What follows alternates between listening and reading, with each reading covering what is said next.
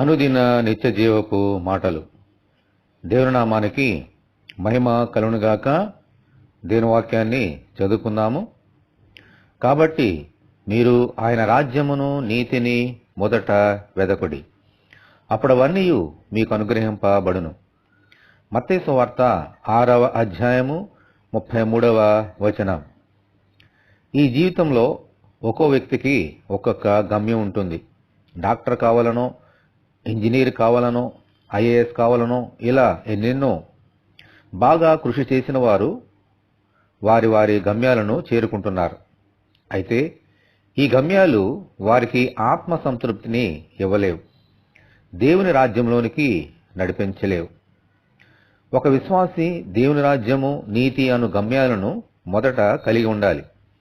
ఈ గమ్యాలను చేరుకున్న తర్వాత వచ్చే శాంతి, సమాధానములు, ఆత్మ సంతృప్తితో పాటు మనకు ఈ లోక సంబంధమైన గమ్యస్థానాలు చేరుకున్న తరువాత నెమ్మదిని, దేవునికి అనుకూలమైన జీవితమును కొనసాగించడానికి దోహదం చేస్తాయి. ఆమేన్. ఆయన రాజ్యమును, నీతిని ప్రసాదించమని ప్రార్థనలో మనమందరము దేవుని వేడుకుందాము. ప్రభువా, మీ కొందనాలు, స్తోత్రమునైనా. అబ్రహాము, ఇస్సాకు, యాకోబులు దేవా, అవునైనా ఈ లోకంలో మేము ఏమి చేసినా శాంతిని, సమాధానమును, ఆనందాన్ని పొందుకోలేము. అది మీరు ఇస్తేనేగా మేము పొందుకోలేమునైనా. అది మీ రాజ్యంలో ఉన్నది. కాబట్టి మా జీవితంలో నీ రాజ్యమును, ప్రభువా, నీ ఆత్మ సహవాసమును, నీ కృపను మేము వెతికి నాయనా ఆ నీతిలో జీవించినట్లుగా నీ కృప మాకు అనుగ్రహించండి.